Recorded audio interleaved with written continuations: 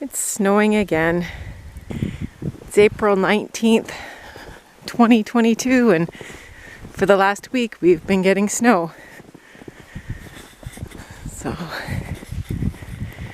we have managed to get pollen patties and syrup on the hives.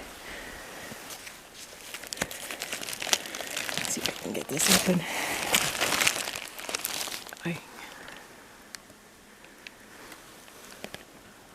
They're still in there buzzing. I can't get that tarp off, which is probably a good thing anyway. We don't want